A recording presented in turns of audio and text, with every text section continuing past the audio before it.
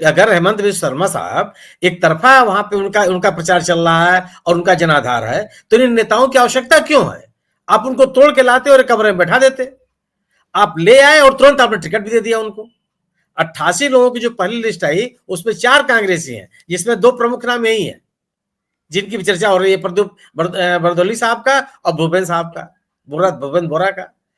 तो स्थिति है ना कि ये भी तो विमर्श बनेगा कि आखिर आपको इन नेताओं की जरूरत क्यों है, और वो ये नेता है हमारे आपके लिए तो निश्चित रूप से बड़े नेता हम लोग इनका नाम सुनते रहते हैं, लेकिन असम के नागरिकों के लिए तो सवाल है कि ये नेता जो जिनको असम की जनता लगातार खारिज करती रही है, भूपेंद्र बोरा साहब जैसे लोगों को, उनको बीजेपी को आवश्यकता उनकी क्यों पड़ रही है?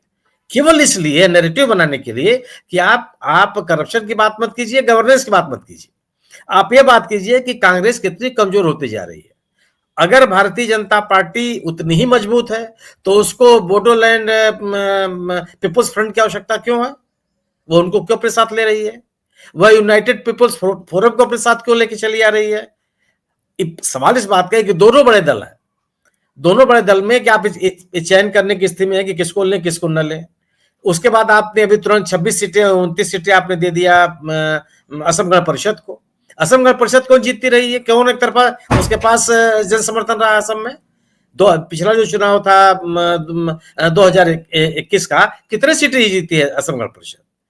लेकिन भारतीय जनता पार्टी के सामने यह संकट है कि वह एक जो अपने विरोधी हैं, खासतौर से कांग्रेस, उसके खिलाफ यह नैरेटिव बनाने की कोशिश करे कि इनके पास एकता नहीं है, इनके पास संगठन नहीं है, इनके नेता इनके साथ नहीं है, इनका जो एजेंडा उसके प्रति इनकी कोई प्रतिबद्धता नहीं है, वह नैरेटिव बनाने की कोशिश है।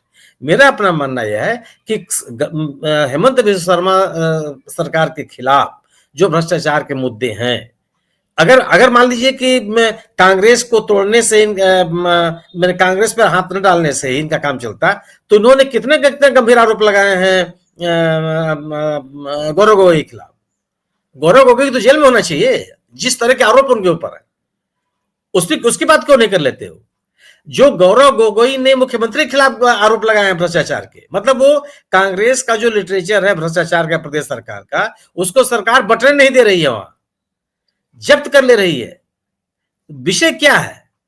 आज लोगों के अगर आपको ये लगता है कि गवर्नेंस इतना महत्वपूर्ण है, हेमंत बिस्व शर्मा साहब उत्तर पूर्व के चाणक्य हैं, तो फिर तो किसी की आपको आवश्यकता ही नहीं है।